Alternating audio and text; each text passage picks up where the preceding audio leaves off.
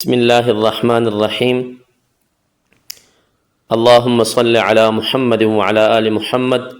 کما صلیت علی ابراہیم وعلی آل ابراہیم انک حمید مجید اللہم بارک علی محمد وعلی آل محمد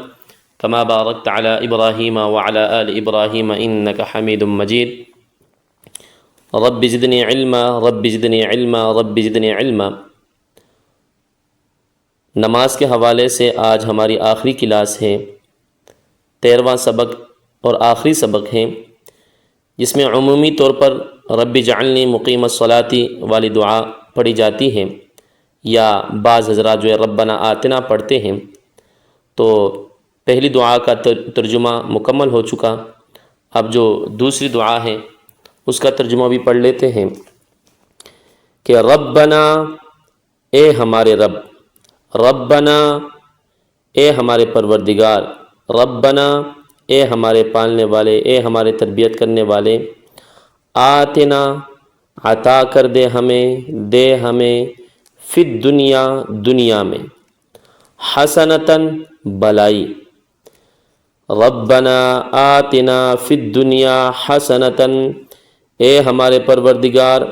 ہمیں دنیا میں بلائیاں عطا فرما۔ جی، ربنا آتنا فی الدنیا حسنہ، اے ہمارے پروردگار ہمیں دنیا میں بلائیاں عطا فرما، اے ہمارے پروردگار ہمیں دنیا میں بلائیاں عطا فرما،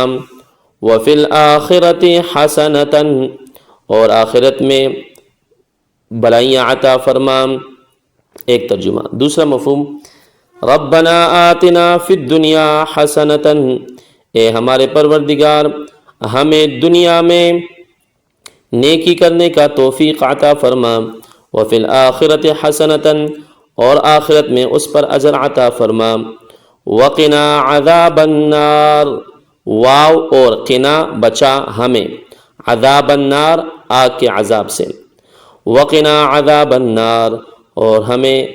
آگ کے عذاب سے بچانا۔ یہ دوسرا، پھر آخر میں سلام ہے، السلام علیکم، سلامتی ہو تم پر، سلامتیاں ہو تم پر، سلامتی ہو تم پر، ورحمۃ اللہ، اور اللہ کی رحمت ہو، یعنی تم پر، آپ پر اللہ کی رحمت اور اللہ کی سلامتی ہو، یعنی دونوں طرف سلام پھیر کے مقتدیوں کی یا دائیں بائیں جو لوگ ہوں گے یا فرشتوں کی جو نیت کر کے سلامتی پڑھی جاتی ہے، سلامتیہ کی دعا کی جاتی ہے کہ السلام علیکم ورحمۃ اللہ، سلامتی ہو تم پر اور اللہ کی رحمت ہو۔